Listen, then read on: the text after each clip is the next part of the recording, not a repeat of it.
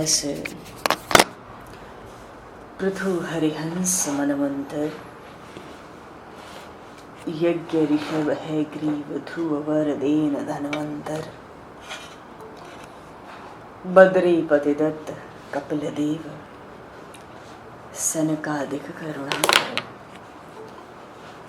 24 रूप लीला रुचिर श्री अग्रदास उर्पधरो तत्व कपिल देव सनकादिक करुणा करो 24 रूप लीला रुचिर श्री अग्रदास उर्पधरो। बोलिए शिव तमांजू कीजिए, सब संतन कीजिए, सब भक्तन कीजिए, समस्त वैष्णवन कीजिए, समस्त पूर्वाचार्य शरणन कीजिए, समस्त संप्रदाचार्यन कीजिए, श्री सद्गुरुदेव भगवान की जय, पंडरीनाथ भगवान की जय, गंगा मैया की जय, यमुना मैया की जय, सरजू मैया की जय, गौ माता की जय, तुलसी माता की जय, भागवत भगवान की जय, राम महाराज की जय, श्री रामचरितमानस जी महाराज की जय, श्री वृंदावन प्रेम धाम की जय, श्री अयोध्या धाम की जय, श्री कनक भवन बिहारी बिहारिणी जी महाराज की जय। जय जय श्री सीताराम, जय जय श्री राधे श्याम। नमः पार्वती पते, हर हर महादेव। हरि शरण। जय सिया राम, जय जय सिया राम।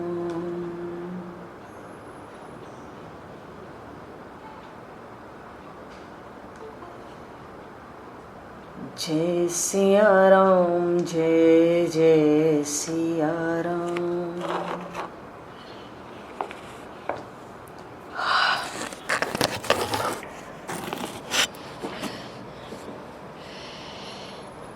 जय सिया राम, जय जय सिया राम।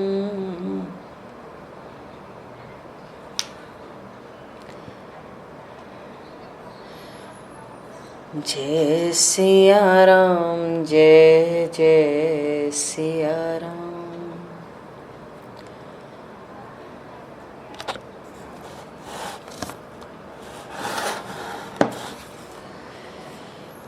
जय सिया राम, जय जय सिया राम।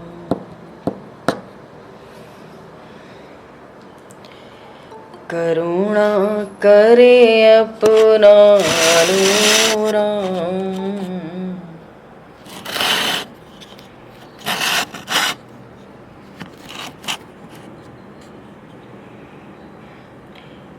अपना दास बना लो राम।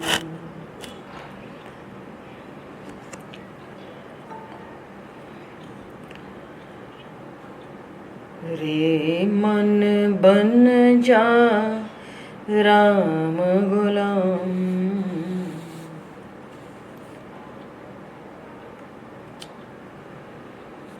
जय सिया राम, जय जय सिया राम।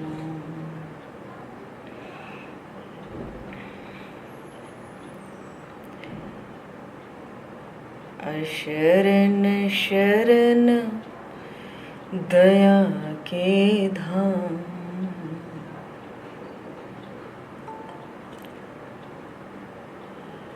अशरण शरण कृपा के धाम।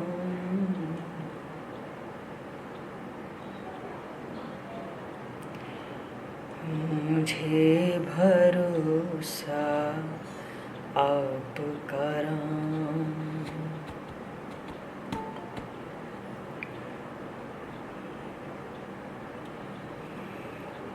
मुझे भरोसा आपका राम।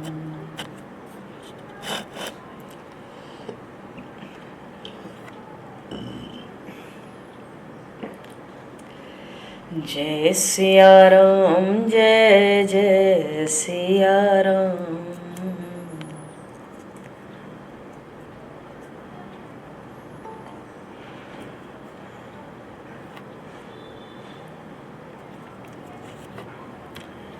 जय सिया राम, जय जय सिया राम।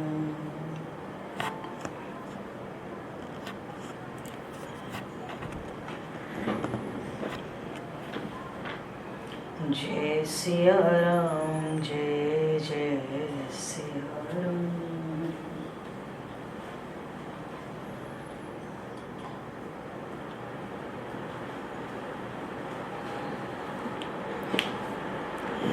हरिशरणम, बोले सियावर रामचंद्र भगवान की जय।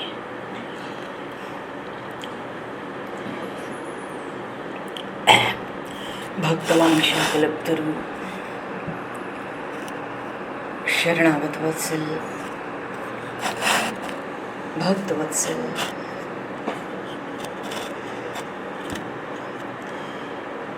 असंख्य कल्याण गुणगणलय,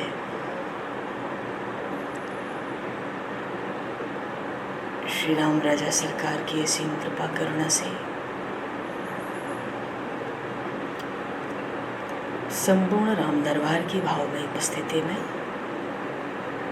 एवं आप सभी श्रद्धालु भक्त वैष्णवों की मंगलमयी और पावन सन्निधि में महापुरुषों के परम अनुग्रह से श्रीमद् भागवत महापुराण की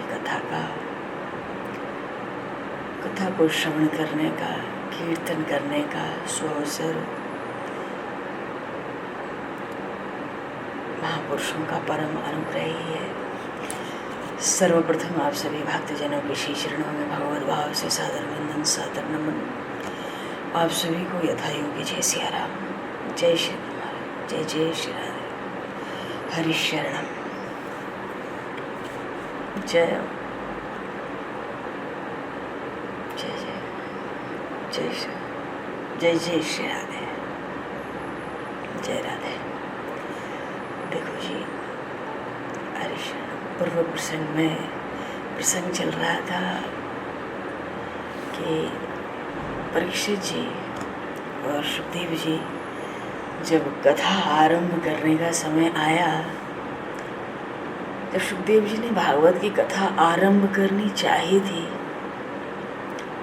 उसी समय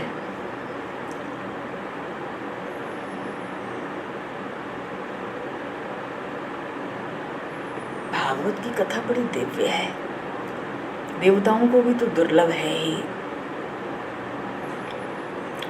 तो जैसे ही कथा आरंभ करने वाले थे श्री सुखदेव जी महाराज, उसी समय स्वर्ग से देवता अमृत का कलश लेकर आए। परीक्षते कथाम वस्तुम सभायाम संस्थिते शुके, शुधा कुंभम गृहीत्वैव देवास्तत्र समागमन्। जैसे ही कथा आरंभ होने वाली थी, अमृत का कलश आया तो सुखदेव जी महाराज से देवताओं ने कहा कि अमृत का घट हम आपको देते हैं, आप इसको स्वीकार कर लो, बदले में हमें कथा का अमृत दो।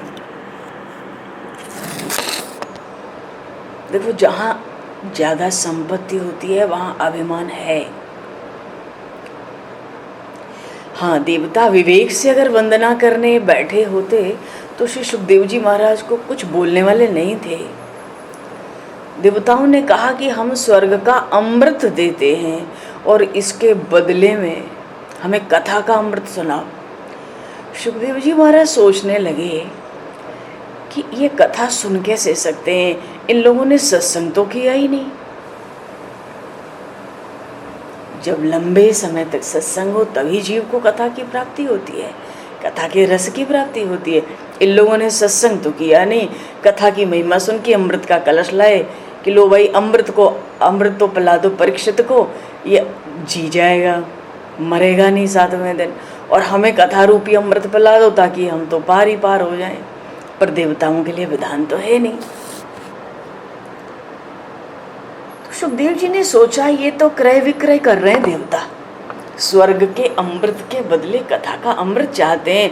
अगर मैं इनको कथा सुनाता हूँ तो ये तो ज्ञान का विक्रय होगा, ये तो सौदा हो गया, तो इससे मुझे पाप लगेगा। और ज्ञान का विक्रय, ज्ञान देकर बदले में कुछ लेना, ये तो बहुत बड़ा पाप है। सुखदेव जी सोचते हैं देवताओं को तो वाणी का विवेक भी नहीं है कि ये क्या कह रहे हैं, सत्संग किया नहीं, और आ गए अमृत का कलश लेकर कथा अमृत पीने के लिए। सुखदेव जी कहते हैं स्वर्ग का अमृत लेकर मैं क्या करूंगा? तो सुखदेव जी ने परीक्षित राजा से पूछा कि क्या आपको स्वर्ग का अमृत पीना है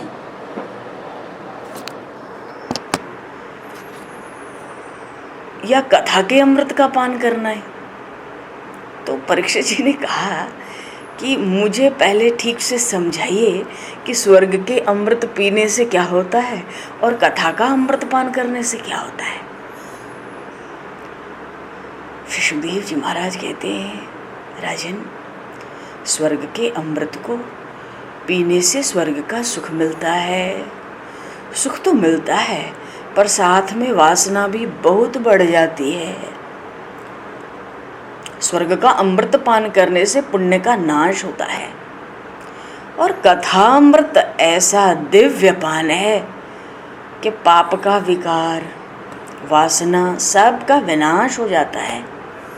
अरे कथा का अमृत परमात्मा के चरणों में ले जाता है और स्वर्ग का अमृत काल के मुख में ले जाता है। कितना भी पी लें 6-6 महीने पे अमृत, आज तक कोई अमर तो हुआ नहीं। हम सब खुद ही करोड़ों बार ब्रह्मा इंद्र बनकर बैठे हुए हैं यहाँ पर। तो काल पुण्य खत्म हुआ तो आओ नीचे, कुछ कर्म मनुष्य शरीर में बिगड़े तो चलो 84 लाख योनि में, कोई बात करने को तैयार नहीं होता। इसलिए सुखदेव जी ने कहा ये तो दिव्य पान है, परमात्मा के चरणों में ले जाएगी ये कथा। और स्वर्ग का अमृत काल के मुख में जीव काल का ग्रास बनता है। ऐसा कोई देवता नहीं जो काल का ग्रास न बनता हो, भगवान शिव को छोड़कर। कथा अमृत पीने से जन्म मरण का चक्कर छूट जाता है, मुक्ति मिल जाती है। कथा का अमृत पीकर जीव अमर हो जाता है, पर स्वर्ग का अमृत पीकर कोई आज तक अमर नहीं हुआ। ये सब माया में बंधे, चींटी से लेके ब्रह्मा तक, आ ब्रह्म स्तंभ पर्यंतम सर्वम मायामयम जगत।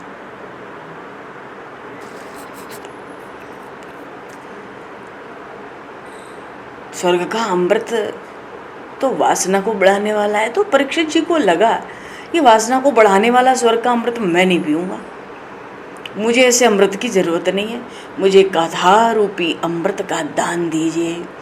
सुखदेव जी ने देवताओं से कह दिया, दी देखो जी अपना अपना अमृत लेकर स्वर्ग में पधारो। स्वर्ग के अमृत की यहाँ किसी को आवश्यकता नहीं है। न ददौ स कथामृतम, सुखदेव जी ने उनको कथामृत नहीं दिया, मारो कथा में बैठने का अधिकार भी नहीं दिया। देखो कहने का भाव है स्वर्ग के अमृत से भी कथा का अमृत श्रेष्ठ है। सूत जी ने एक बहुत बढ़िया बात कही शौनक आदि ऋषियों से कि मैंने अपनी आंखों से देखा, स्वयं अपनी आंखों से देखा कि तक्षक नाग के द्वारा डसे जाने से पहले ही, पूर्व ही विमान में बैठकर बैकुंठ धाम को परीक्षित जी चले गए। तक्षक नाग का दंश भी, दांत भी शरीर में लगे, इससे पूर्व ही वो दिव्य आत्मा परीक्षित की परमात्मा के धाम में पहुंच गई।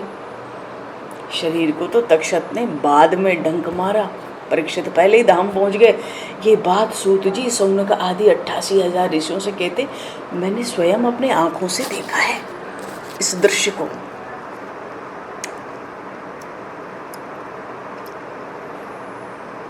वो ज्ञान की निष्ठा अगर परिपूर्ण हो जाए तब संसार का अस्तित्व तो रहेगा नहीं। हाँ, कथा कहने सुनने हम बैठते हैं तो मन से संपूर्ण त्याग करके ही कथा में बैठना चाहिए। कथा को कहने की मर्यादा है, सुनने की मर्यादा है। क्योंकि जिस दिन श्राप मिला था ना परीक्षित जी को कि 7वें दिन मुझे तक्षक नाग डसने वाला है, मैं मरण की शरण में जाने वाला हूं, तो राजा परीक्षित ने मान लिया कि मेरी तो मृत्यु आज ही हो चुकी है। 7 दिन पहले ही मान लिया मेरी मृत्यु हो चुकी है। इसलिए संसार का संबंध छोड़ दिया, मन से संपूर्ण त्याग कर दिया, गंगा के शांतिमय परम पावन तट पर बैठ गए।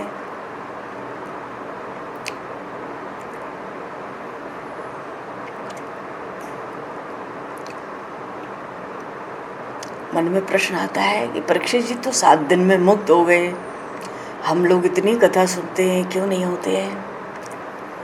आज इतनी कथाएं हो रही हैं, इतनी कथाएं हो रही हैं देश विदेश तक, क्यों नहीं मुक्त होते? परीक्षित जी के लिए विमान आ गया 7वें दिन में, आज तक और कोई विमान क्यों नहीं आया किसी कथावाचक को, कथा सुनने वालों को लेने के लिए? देखो वहाँ कथा कहने वाले परमहंस शिरोमणि श्री सुखदेव जी महाराज हैं, जिनको सारा संसार ब्रह्म रूप में दिखता है। साधारण ज्ञान होता है ना तो परमात्मा जगत अलग अलग दिखता है, और ज्ञान पूरा हो जाए तो संसार का अस्तित्व नहीं रहता, केवल भगवान रहते हैं। सुखदेव जी की ज्ञान निष्ठा ऐसी है, उनको केवल परमात्मा दिखते हैं, उनको तो स्त्री पुरुष ही नहीं दिखता। ब्रह्म दृष्टि उनकी स्थिर है,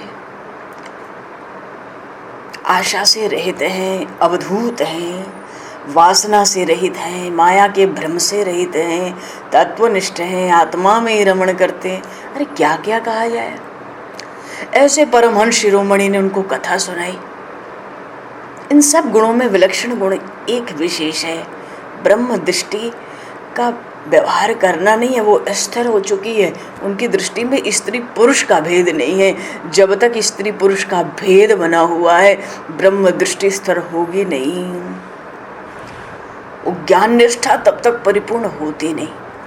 अच्छा, ये तो कथा कहने वाले और सुनने वाले परीक्षित जी मन से सब त्याग दिया, कथा में बैठ गए, सब छोड़ दिया, गंगा के तट पर आ गए। तो ऐसे श्रोता, ऐसे वक्ता हों तो कथा में अद्भुत शक्ति आती है। ऐसे वक्ता, ऐसे श्रोता इतने योग्य हों तो 7 दिन भी बहुत है। 7 दिन बहुत है, 7 दिन में मुक्ति हो जाती है। दूसरी ओर किसी कथा के लिए ऐसा नहीं कहा गया कि 7 दिन में मुक्ति हो जाए। ऐसी तो एक भागवत की ही कथा है। वो कथा में तो महान शक्ति है, कथा में आनंद आता है। जितने समय तक हम कथा सुनते हैं उतने समय तक मुक्ति के समान ही आनंद मिलता है। पर उस समय भी इधर उधर काम चलता हो तो फिर थोड़ा तो फर्क पड़ता है। जितनी तल्लीनता होती है कहने सुनने में, जितनी एकाग्रता होती है, अगर हम शांति से परमात्मा के नाम का जप करते हो, कथा सुनते रहें, तो मुक्ति के समान ही आनंद प्राप्त होता है। इसमें जरा भी शंका नहीं है, शंका की गुंजाइश नहीं है। मन में जिसके कोई विकार न हो, जिसका हृदय गंगा जल के समान शुद्ध हो, जिसके भीतर से भक्ति का रस चढ़ा हो, अरे वो जहाँ जाता है उसको मुक्ति प्राप्त होती है, उसको बैकुंठ में भी शांति मिलती है। और शांति के बैकुंठ जहाँ है वो बैकुंठ बना लेता है। पर मन में विकार हो, वासनाएं हो तो बैकुंठ चले जाओ, शांति ना मिले।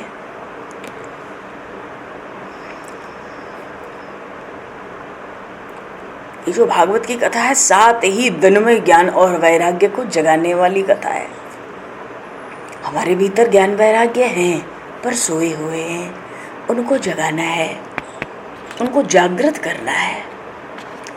ऐसा दूसरा कोई इतनी कथाएं हैं, ग्रंथ नहीं है जो 7 दिन में मुक्ति दिला सके।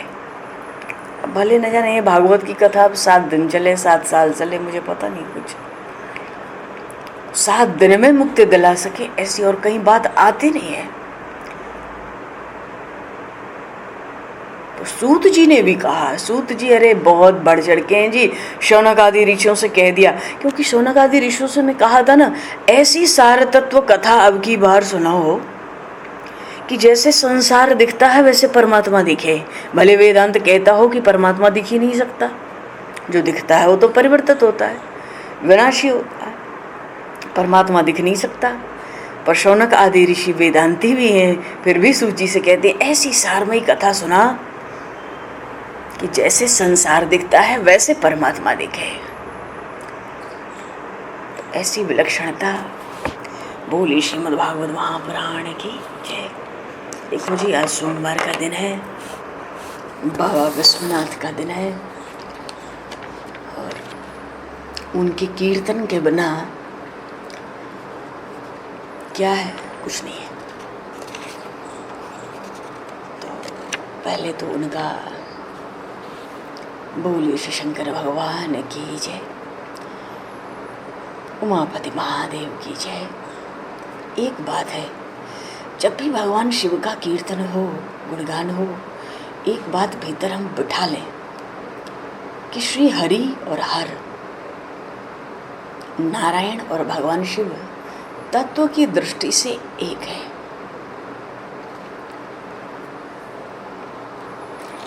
तत्व की दृष्टि से बिल्कुल एक है। अच्छा, कई लोगों का मानना है कि रजोगुण को स्वीकार करते हैं। ब्रह्मा जी तो रजोगुणी हैं जी, मनुष्य भी रजोगुणी है, दिन रात कर्म करता है, ब्रह्मा जी रजोगुणी, और शिव जी संहार करते हैं, तमोगुणी है। श्री विष्णु पालन करते हैं, सत्वगुणी है। सो ये बात नहीं है, ये बात शब्द तो हैं, शब्द ठीक है कि आता है ब्रह्मा जी रजोगुणी तो शिव जी तमोगुणी, क्योंकि संहार करते हैं, प्रलय करते हैं, और भगवान विष्णु सत्वगुणी हैं। पर शब्द सही हैं अपनी जगह, पर भाव ये नहीं है जो हम लगाते हैं। जो देखो, भगवान शिव, ये जो दक्ष प्रजापति था, ये शिव जी के शिवत्व को नहीं जानता था, उटपटांग बोलता था, उनकी निंदा करता था। और वो जब निंदा करता था ना, तब ये कहता था शिव तो तमोगुणी है, शमशान में रहने वाले हैं। अजी, भगवान शंकर तमोगुणी नहीं है, शिव तो निर्गुण ब्रह्म हैं, क्योंकि उनके पास बस दो काम है, ध्यान देना। उनको पूरा निर्गुण भी नहीं कह सकते, वस्तुतः वो ब्रह्म ही है, ब्रह्ममय है। अगर कहते हैं कि शिव तो निर्गुण ब्रह्म है, तो दो काम है उनके। एक तो शिव जी महाराज समाधि में रहते, समाधि से जगे तो श्री राम कथा, श्री कृष्ण कथा करते, कथा पूर्ण हुई पुनः समाधि में बैठ जाते। समाधि और कथा, ये दो ही काम शिव जी करते हैं। भगवान शंकर कोई तीसरा काम करते नहीं है। अच्छा ये बताओ, शिव जी तमोगुणी होते तो समाधि लगा सकते थे क्या? तमोगुणी जीव समाधि लगाएगा?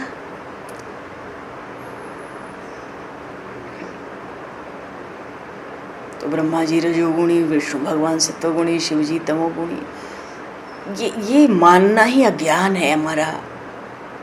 देखो, जिन शिव जी के मस्तक पर गंगा जी हैं, उनको तमोगुणी कौन कह सकता है?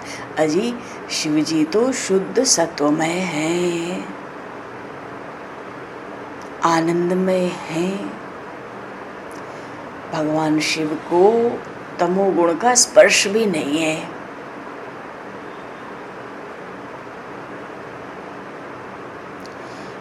ये जो रजोगुण, तमोगुण, सतोगुण की बात आती है ना, ये शक्तियां इन गुणों को नियंत्रण में रखकर लीला करती हैं, इसलिए आती है। इन गुणों को अपने नियंत्रित करके लीला करते हैं। कहने का अर्थ क्या हुआ? जैसे ब्रह्मा जी हैं, वो जगत को उत्पन्न करते हैं, सृष्टि पैदा करते हैं, बनाते हैं। तो सृष्टि को बनाने के लिए ब्रह्मा जी ने रजोगुण को स्वीकार किया, क्योंकि कुछ भी करना रजोगुण है ना, कर्म में प्रवृत्त हुए। तो ब्रह्मा जी रजोगुणी नहीं है। जब उन्होंने सृष्टि की रचना की, जगत को पैदा किया, तो रजोगुण को कुछ समय के लिए स्वीकार कर लिया। तो हमने समझ लिया कि ब्रह्मा जी रजोगुणी हुए। अरे ब्रह्मा जी इस समय, अब तो सृष्टि बन गई, अब क्या है? रजोगुणी है? नहीं, वे शुद्ध सत्वगुण में है। क्यों? ब्रह्मा जी नारायण का ध्यान करते हैं। सृष्टि को आरंभ करने के लिए रजोगुण को स्वीकार किया, तो मानो ये रजोगुण ब्रह्मा जी के द्वारा नियंत्रित किया गया है।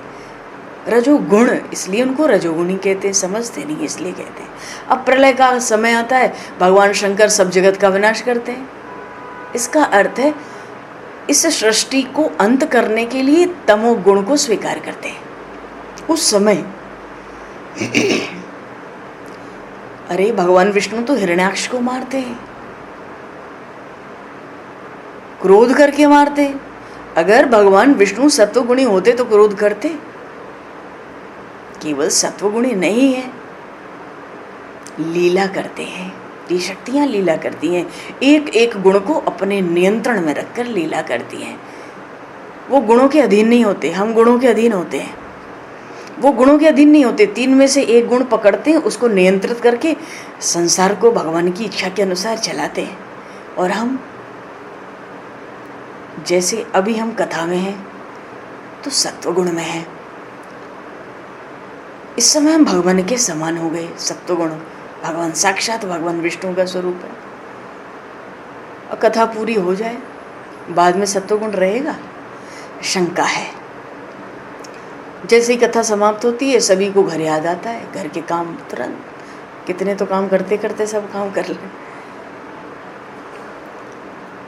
अरे मतलब विषय से, प्रसंग से हटते ही सब याद आ जाता है। और वो भी कोई उनके लिए जो बड़ी एकाग्रता से कथा सुनते हैं, बहुत विशेष एकाग्रता से सुनते हैं, कथा के बाद उनको भी याद आ जाती है। तो सत्वगुण नहीं रहता ना, फिर घर के काम दिखते हैं, घर के काम का तो रजोगुण आ जाता है, मन चंचल हो गया। कभी कभी तो लोग बाहर मंदिर में दर्शन करते तो सत्वगुण है, बाहर आ गए तो रजोगुण है, और जूते चप्पल की कहीं बीच में याद आ गई तो रजोगुण के पहले ही तमोगुण याद आ गया, तमोगुण आ गया। हमारे कहने का भाव है कि हम जीव एक एक गुण के अधीन हैं और देवता एक एक गुण को नियंत्रित करते हैं। भगवान शंकर साक्षात परमात्मा है, वो तो तीन गुणों से परे है, इसलिए ब्रह्मरूप है, आनंदमय है।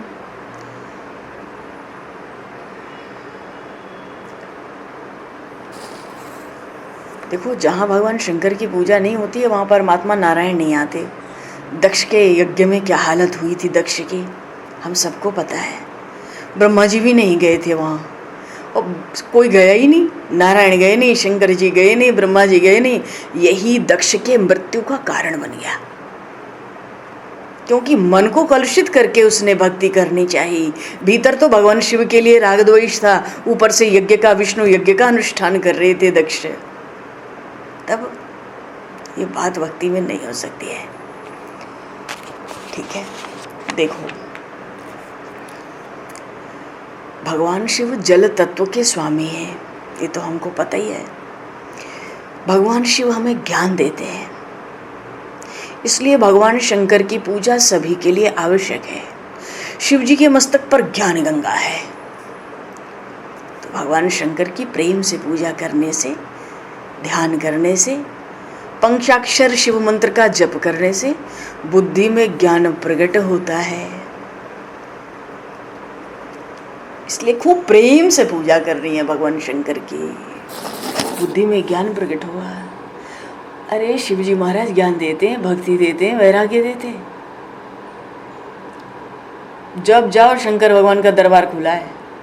रात को 12 बजे राधा वल्लभ लाल जी के दर्शन होंगे क्या? कनक बिहारी के दर्शन होंगे क्या? और शंकर भगवान के दरबार में 12 बजे की कौन कहे, 2 बजे रात को पहुंच जाओ, खुला दरबार है।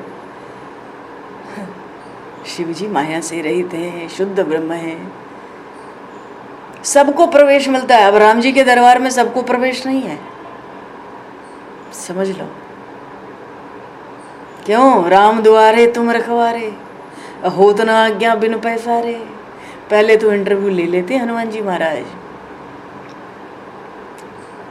शंकर भगवान का दरबार 24 घंटा खुला, पहुंच जाओ। परीक्षा लेते हैं हनुमान जी महाराज रघुनाथ जी के दरबार में। हाँ, मर्यादा पुरुषोत्तम का दरबार है। क्या तुम धर्म की मर्यादा का पालन करते हो? प्रत्येक स्त्री में मातृभाव रखते हो? बड़ों का आदर, माता पिता गुरुजनों की सेवा करते हो? अरे मर्यादा की सब बात होती है। अरे राम जी राजाधिराज है, परमात्मा है, साधारण तो कोई जा नहीं सकता, खड़ा नहीं हो सकता, वहां जाएगा क्या? हनुमान जी महाराज मना कर देते हैं, राम द्वारे तुम रखवारे, हो तो ना आज्ञा बिन पैसारे। तो यहाँ तो हनुमान जी की आज्ञा चाहिए, पर शंकर भगवान का दरबार खुला है। और कन्हैया लाल, जय हो श्री धाम वृंदावन की। भगवान श्री कृष्ण के दरबार में भी गोपी बने बिना प्रवेश नहीं मिलता है। पुरुष एक पुरुषोत्तम और सब ब्रज नारी, यहाँ जो आता है सब गोपी हैं। इस वृंदावन की लीला में सब गोपी हैं। बिना गोपी बने श्री कृष्ण भगवान के दरबार में प्रवेश नहीं है। और शंकर दादा का तो दरबार उन विश्वनाथ का ऐसा है, भूत आवे प्रेत आवे कोई आ जाए सबके लिए खुला है। सब देवता उनकी पूजा करते हैं, सब ऋषि भगवान शंकर की पूजा करते हैं, भूत प्रेत भी शिव जी की पूजा करते। शांत स्वरूप है, ब्रह्म रूप है। आज तक जितने लोग महान हुए ना, ध्यान से सुन लो, जितने लोग भी महान हुए सब शिव जी की पूजा करके महान हुए। शिव जी की कृपा के बिना भक्ति नहीं मिलती, ज्ञान नहीं मिलता। कृपा से ही काम पर विजय हो जाती है। क्यों? काम को भस्म किया था ना शिव जी ने। भगवान शिव की कृपा के बिना हमारी कामनाएं हमको पराजित करती रहती हैं, नष्ट नहीं होती। और इनकी पूजा भी बड़ी सरल है।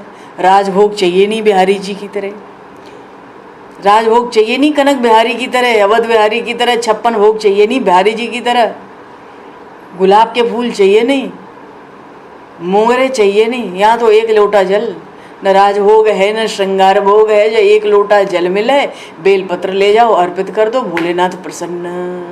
शिव जी अति सरल हैं, अति उदार हैं, जो मांगे दे दो, जो मांगे दे दो। अब देखो हम लोग को कुछ मानसिक सेवा करनी है ना। एक प्रसंग बहुत बढ़िया याद आ गया, स्मरण हो रहा है, हो गया। भगवान शिव की उदारता। विनय में गोस्वामी जी ने लिखा तो ऐसो को उदार जगमाही, प्रभु श्री राम के लिए बिनु सेवा जो द्रवहि दीन पर। और रावण तो बिना सेवा बिना दीन। हाँ, अंतर देख लो, सावधान। गोस्वामी जी कहते हैं ऐसो को उदार जगमाही, बिनु सेवा जो द्रवहि दीन पर, राम सरस को नाही। और यहाँ तो भगवान शिव इतने सरल इतने उदार हैं। कुबेर जी उनके बड़े सखा हैं। एक बार भगवान शिव से बोले, सेवा तो खूब करते ही हैं भगवान शिव की पूजा सेवा, तो एक बार बोले शिव जी से कहा, महाराज आपकी सेवा में कुछ करना चाहता हूँ, मुझे आज्ञा दीजिए। भगवान शंकर बोले, देखो जी मेरी कोई सेवा नहीं है, मुझे कोई चीज़ की आवश्यकता नहीं है, तुम तो मेरे राम जी की सेवा करो, श्री राम मेरे स्वामी हैं, मेरे इष्ट देव हैं, तुम भगवान श्री कृष्ण की सेवा करो, उनको संतुष्ट करो, मुझे कुछ नहीं चाहिए। कुबेर जी ने कहा, महाराज इनकी सेवा तो करता ही हूँ, पर आपके लिए कुछ खर्च करना चाहता हूँ। ध्यान से सुनना, बड़ा सुंदर प्रसंग है, छोटा सा। कुछ खर्च, क्योंकि कुबेर तो भंडारी है ना, कोषाध्यक्ष हैं ब्रह्मांड के, कुछ खर्च करने वाली सेवा मानो करना चाहते हैं, कुछ खर्चा हो, कुछ बढ़िया। और कुछ लेते ही नहीं भगवान शिव। अरे जगत को जिन चीज़ों की ज़रूरत है शिव जी ने उनको त्याग दिया।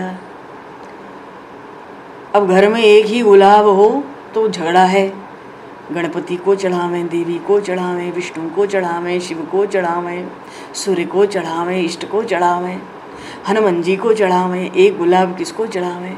देवता अनेक हैं, फूल एक है, पर भगवान शंकर कहते भैया मुझे तो गुलाब फूल पसंद ही नहीं है, मुझे तो धतूरे का फूल चाहिए।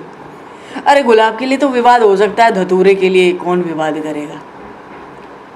कहने का भाव है जगत को जो चीज़ें चाहिए भगवान शिव ने उनको त्याग दिया है। जो सब लोग, जिसको जगत त्याग देता है ना भगवान शिव उसको अपना लेते हैं।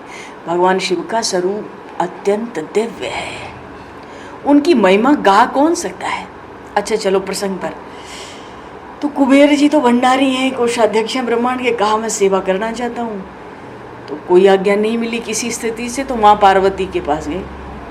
शिव जी आज्ञा नहीं दे रहे हैं, आप कुछ उपाय बना दो, मदद कर दो। तो माँ पार्वती ने कहा तुम एक सुंदर बंगला बना लो, फिर मैं उनको समझा कर ले आऊँगी, जाओ। कुबेर प्रसन्न। अरे सर्व संपत्ति लुटाकर ऐसा सोने का बंगला बनाया, ऐसा सोने का बंगला, देवता आश्चर्य में पड़ गए। किसी के पास ऐसा लोक नहीं था जो कुबेर जी ने बनाया अपने इष्ट देव शिव जी के लिए। क्या वैभव, लाकर भगवान शंकर को समर्पित कर दिया। माता पार्वती प्रसन्न हो गई। माता ने धीरे से भगवान शिव से कहा, देखो उसने बड़ा सुंदर बंगला बनाया है, उसकी भावना है ना, देखो थोड़े दिन चल के वहाँ विराजो, क्या जाता है, अरे आप तो, आपके लिए सब स्थान समान ही है, तो कुछ दिन उसके मन के लिए उस बंगले में विराज लो। भगवान शंकर ने कहा, समझ तो जाते हैं, भगवान शंकर ज्ञानी है ना महाराज, ज्ञानी है। भगवान शंकर कहते बंगला तो बहुत सुंदर है, अब देख लिया। बोले देख मत लो, पधारो उसमें विराजो, एक दिन तो रुको, 4 दिन रुको, ऐसा कोई लोक नहीं है, उसका भाव है, भाव तो रखना चाहिए, इसमें क्या बुराई। तो भगवान शिव ने कहा रुको रुको, जल्दी ना करो, ठीक है वास्तु पूजा तो करा लें। तो वास्तु पूजा के लिए कोई ब्राह्मण चाहिए, तो ब्राह्मण कौन है बढ़िया, रावण है इस समय बढ़िया ब्राह्मण विद्वान, शिव जी की तीनों समय पूजा करता है। भाई तुम वास्तु पूजा जानते हो? रावण ने कहा हाँ महाराज, मैं वेद पढ़ा हूँ, वेद पढ़ता था रावण, तो रावण बना पुरोहित और शिव जी बने यजमान। रावण ने वास्तु पूजा कर दी, और था तो लालची ना, बंगला देखकर उसकी नीयत बिगड़ गई थी। शिव जी ने कहा कि अब आपको जो दक्षिणा चाहिए वो आप हमसे मांग लो, आपने वास्तु पूजा करा दी हमारे सोने के बंगले की। तो रावण ने कहा कि ठीक है, तो ये बंगला ही मुझे दे दो जो अपने लिए बनाया दक्षिणा में। तो शिव जी ने सोने की लंका रावण को दे दी। ऐसो को उदार जगमाई, झट दे दी, ले दक्षिणा में। अरे जिसके लिए वास्तु पूजा थी दक्षिणा में ही मांग लिया, रावण ने ले लिया। रावण ने सोचा ये तो भोले भाले हैं, जो मांगो दे देते, विचार भी नहीं करते। उसकी नीयत और खराब हो गई। उसने कहा भगवान शिव से कि महाराज मुझे सोने की लंका तो दी, पर मैं अभी और भी कुछ आपसे मांगूंगा तो क्या आप दे दोगे? शिव जी ने कहा हाँ, मैं किसी को मना ही नहीं करता, मांगो। अब रावण जैसा कोई मूर्ख तो है नहीं, और भगवान शंकर जैसा कोई उदार नहीं है। रावण बोला महाराज ये आपकी जो श्री पार्वती जी है ना, ये बहुत सुंदर है, मुझे दे दीजिए। देखो ये जगत जननी को जीव पर दया आती है, जीव तो उसकी संतान है ना। रावण ने कहा महाराज ये बहुत सुंदर है, मुझे दे दीजिए। रावण ने पार्वती जी को ही मांग लिया। शिव जी ने कहा ये तो राम जी के बहुत आग्रह करने पे मैंने इनसे विवाह कर लिया था, मुझे ऐसी कोई आवश्यकता तो थी नहीं, और तुम्हें चाहिए तो तुम ले जाओ। शिव जी ने पार्वती जी को दे दिया। अब पतिव्रताएं करें क्या, कुछ कर ही नहीं सकती हैं। अगर जरा भी विरोध किया, अरे विरोध तो दूर, अगर अपना भाव भी प्रकट किया ना कि विरोध है, तो पतिव्रत धर्म नष्ट हो जाएगा। ये पतिव्रताओं की बड़ी विलक्षण, ऐसे ही भगवान की भक्ति भक्त करता है पतिव्रता स्त्रियों की तरह। स्वामी की आज्ञा ही उसके जीने का प्रमाण होता है। चलो तो क्या कह रहे थे, हाँ शिव जी ने पार्वती जी को दे दिया। ऐसा बताओ, ऐसा उदार व्यक्ति जगत के इतिहास में कोई देखा है? क्या हम कभी देख सकते हैं? है? निर्मोही नंदलाल है, मोही दशरथ लाल। और शिव जी भगवान श्री कृष्ण पे इतनी गोपांगनाएं, इतने विवाह, निर्मोह कहीं मोह ही नहीं है उनको। वो तो ऐसे चलते पानी के धार से भी बढ़कर पतले होके चलते। निर्मोही नंदलाल है और मोही दशरथ लाल। एक श्री जानकी के लिए रावण को मार के उठा लाए। यहाँ तो रावण ले जा रहा है पार्वती जी को, और श्री जानकी जी को रघुनाथ जी ले आए रावण को मार के। बताओ तो उधार कौन है? निर्मोही नंदलाल है और मोही दशरथ लाल। एक बन बन खोजत फिरे एक तजी ब्रजबाल। और भगवान शिव तो ऐसे उधार के इतिहास में कोई मिलेगा नहीं। पार्वती जी को दे दिया, ले जा। अब पार्वती जी पातिव्रत धर्म के अनुसार कुछ कर सकती नहीं, रावण के साथ जाना पड़ रहा है। पर माता पार्वती जी को तो ब्रह्म विद्या की स्वरूपा है वो। अगर माता पार्वती रावण के घर चली गई होती तो रावण की कभी मृत्यु नहीं होती। क्यों? वो ब्रह्म विद्या स्वरूपा है, उसको ब्रह्म ज्ञान हो जाता है उनके दर्शन से। तो लेकिन देवताओं को चिंता हो गई नहीं कि अरे ये तो रावण अगर लंका पहुंच गया भगवती को लेकर तब तो ये अमर हो जाएगा। देवताओं को चिंता हुई क्या उपाय किया जाए कि ये माता जी को लेके न जा सके रावण। देवताओं को रावण को मरवाना था ना। राम जी का स्मरण किया तो पहले श्री कृष्ण रूप से रघुनाथ जी का स्मरण किया, मारेंगे तो रघुनाथ जी, पर रघुनाथ जी का स्मरण नहीं किया। किस, देखो ब्रह्म के अलग अलग रूप हैं, भगवान श्री कृष्ण के रूप में राम जी का स्मरण किया। ऐसा क्यों किया देवताओं ने?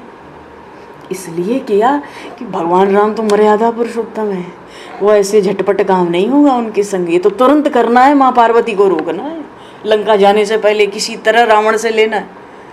शिव जी भेज दिए और ये चल पड़ी, ये ब्रह्म स्वरूप है, रावण अमर होने जा रहा है लंका में। अभी तो पीछे पीछे जा रही है, जब दर्शन करेगा तो अमर हो जाएगा। तो अब तो रावण के साथ चतुराई चाहिए। रावण खुद ही बहुत चतुर था, बड़ा वाचाली, बड़ा ज्ञानी, और राम जी तो मर्यादा से न चलेंगे। अरे राम जी जब मारेंगे तब मारेंगे, पहले तो अभी इसको ठगना है। तो ठगेगा कौन? बोले कन्हैया लाल, बोल कन्हैया लाल की जय। ये भगवान श्री कृष्ण ठग है। उनको, उनके उस स्वरूप को याद करो, तभी कुछ होगा, कुछ छल कपट होना चाहिए। वो कपट में बड़े चतुर हैं। तो वो सच में, अब तो भगवान जब देखते हैं संकट में तो रूप बना लेते हैं। गोपाल का स्वरूप बना लिया रावण को मिले, रावण की वंदना की और रावण की प्रशंसा करने लगे भगवान गोपाल बन के।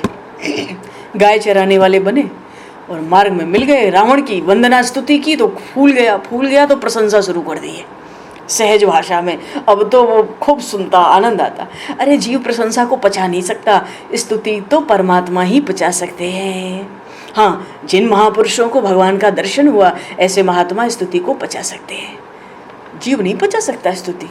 चलो ठीक है, अगर कोई हमारी निंदा करे ना तो भले ही करे, हम तो यही चाहें भैया उसको सुख मिला है।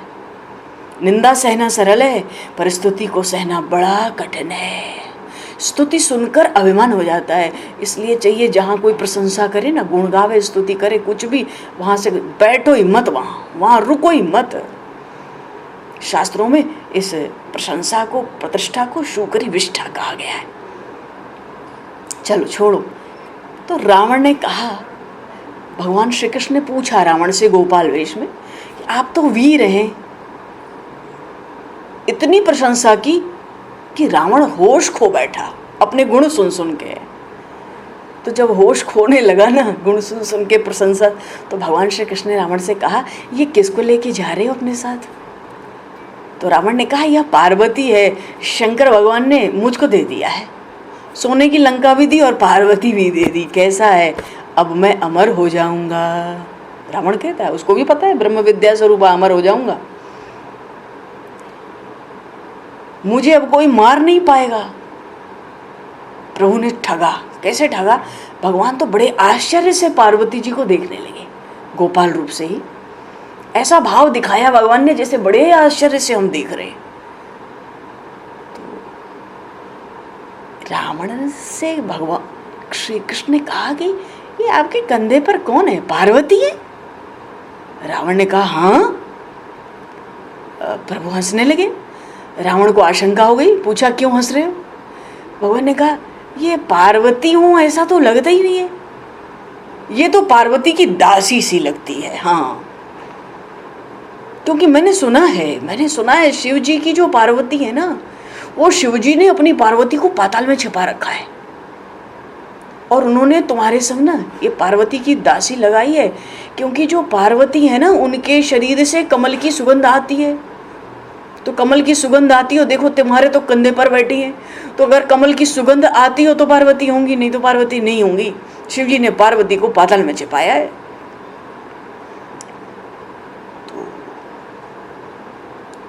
तो उन माता जी को रावण के साथ जाना तो था नहीं भाई, वो तो पतिव्रता है। तो उन्होंने अपने श्रीअंग से दुर्गंध प्रसारित कर दी, फैला दी।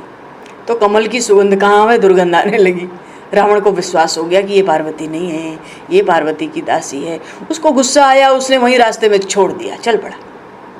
दक्षिण भारत में गोकर्ण महाबलेश्वर की यात्रा में ये स्थान पड़ता है, 3-4 कोस नहीं, मील।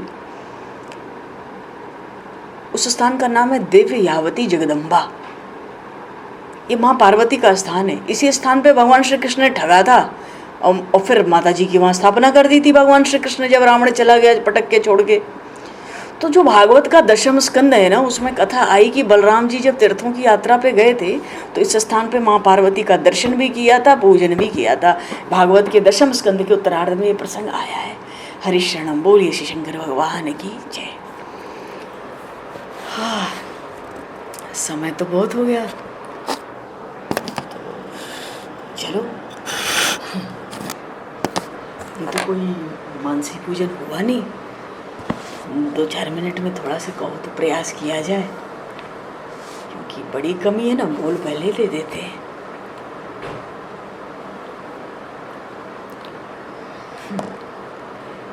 अब इतना उदार भगवान शंकर की तरह कौन होगा? कोई नहीं है, इतिहास में कोई नहीं है ही नहीं। कुछ मना ही नहीं करते, कुछ भी मांग लो मना करते ही नहीं। भक्ति ज्ञान वैराग्य प्रेम सब।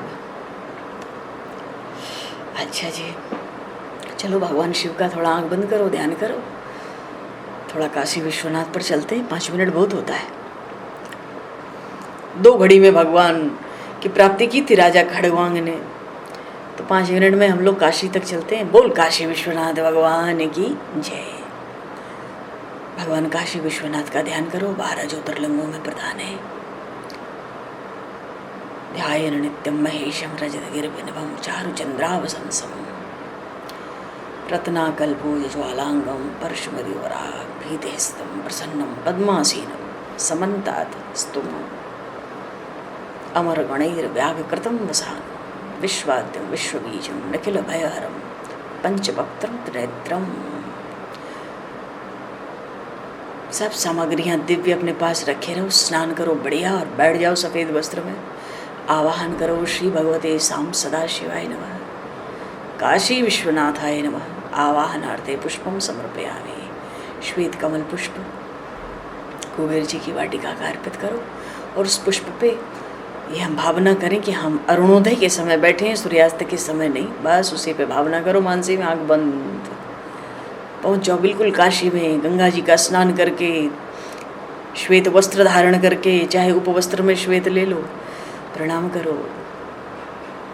नंदीश्वर को प्रणाम, दहली पर प्रणाम, भगवान काशी विश्वनाथ को प्रणाम। पुष्प रख के आवाहन, आसन दे दो। ओम काशी विश्वनाथाय नमः, श्री भगवते साम सदाशिवाय नमः। आसनार्थे अक्षतान समर्पयामि, अक्षत चढ़ा दो, समर्पयामि। पाद प्रक्षालन करो। ओम काशी विश्वनाथाय नमः, श्री भगवते साम सदाशिवाय नमः। पाद्यो पाद्यम समर्पयामि, दिव्य जल से, चलो गंगा जल से, काशी के गंगा जल से ही चरण धुलाओ। बाबा काशी विश्वनाथ की अर्घ देंगे। दाहिने हाथ में शंख का जल, दिव्य मणिमय जल, गंध पुष्प अक्षत जौ तिल कुश सरसों के दाने धूप सब रख के ओम काशी विश्वनाथाय नमः, श्री भगवते साम सदाशिवाय नमः। हस्त्योर अर्घम समर्पयामि, मनसा पर कल्प समर्पयामि। मन से अर्घ देंगे। दाहिने हाथ पे आचमन करा दो, थोड़ा जायफल लौंग डाल के उस जल में ताम्र पात्र में ओम काशी विश्वनाथाय नमः, श्री भगवते साम सदाशिवाय नमः। आचमनीयम जलम समर्पयामि, मनसा वर्गल्प समर्पयामि। मधुपर्क चिटा दो थोड़ा और स्नान कराओ। ओम काशी विश्वनाथाय नमः, श्री भगवते साम सदाशिवाय नमः। स्नानीयम जलम समर्पयामि, मनसा वर्गल्प समर्पयामि। अब स्नान करा दो। पंचामृत, वही स्वर्ग की वेद लक्ष्मियाँ, मैया का दूध, बढ़िया मधुर मिठास सुगंध, दही घी शहद रख लो, एकदम ताज़ा शुद्ध विशुद्ध शहद। और मीठा में तो गाय के दूध का बढ़िया खोआ बनाओ, रबड़ी बनाओ, वो रखो। अब पंचामृत स्नान करेंगे। ओम काशी विश्वनाथाय नमः, श्री भगवते साम सदाशिवाय नमः। पंचामृत स्नान समर्पयामि, मनसा प्रकल्प समर्पयामि। दूध की धार छोड़ो, दही की धार छोड़ो, दिव्य घी, सुरभि गैया, वेद लक्षणा गैया, स्वर्ग की गैया, घी की धार छोड़ो, शहद की धार, और फिर बढ़िया रबड़ी से स्नान कराओ उनको। शर्करा की जगह सुरभि गैया की रबड़ी बना के उससे स्नान कराएंगे। फिर शुद्ध जल से स्नान कराएंगे और शुद्ध जल से स्नान करा के आचमन कराएंगे। शुद्धोदक स्नानान्ते आचमनीम जलम समर्पयामि, मनसा परकल्प समर्पयामि। अब स्नान करा दिया तो वस्त्र देंगे। ओम काशी विश्वनाथाय नमः, श्री भगवते साम सदाशिवाय नमः। वस्त्रम समर्पयामि, मनसा परकल्प समर्पयामि। रेशमी सफ़ेद वस्त्र श्वेत, आचमन करा दो। अब एक यज्ञोपवीतरेश मिलो। ओम काशी विश्वनाथाय नमः, श्री भगवते साम सदाशिवाय नमः। यज्ञोपवीतम समर्पयामि, मनसा पर गल्भ समर्पयामि। बाएं कंधे की तरफ रख दो, धारण करो। अब उपवस्त्र दे दो। ओम काशी विश्वनाथाय श्री भगवते साम सदाशिवाय नमः। उपवस्त्र समर्पयामि, समर्पयामि।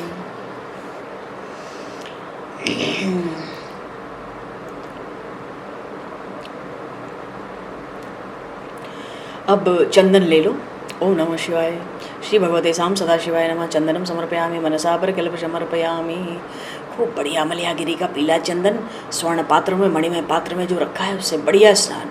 और अब भस्म ले लेंगे। ओम काशी विश्वनाथाय नमः, श्री भगवते साम सदाशिवाय नमः। भस्म समर्पयामि, मनसा पर कल्प समर्पयामि। भस्म से स्नान की तरह। अक्षत। ओम काशी विश्वनाथाय नमः, श्री भगवते साम सदाशिवाय नमः। अक्षतान समर्पयामि, मनसा पर कल्प समर्पयामि। चाहो तो 108 अक्षत, 108 काली मिर्च, 108 मूंग की दाल, 108 उड़द की दाल, सब साबुत। देखो अगला सोमवार आ रहा है एकादशी के साथ, एकदम तैयार रहो। बढ़िया, बाबा कुछ न कुछ कृपा जरूर करेंगे। एकादशी महारानी का संयोग भी बना है। हाँ, अब पुष्प ले लो बढ़िया बढ़िया। जूही, चंपा, चमेली, गुलाब, हरश्रृंगार और कुबेर जी की वाटिका से स्वर्ण कमलों का हार, श्वेत कमलों का हार, मदार की माला, सब बढ़िया सुगंधित। ओम काशी विश्वनाथाय, ओम काशी विश्वनाथाय नमः, श्री भगवते साम सदाशिवाय नमः। पुष्पम पुष्पमालां च समर्पयामि, मनसा पर कल्प समर्पयामि।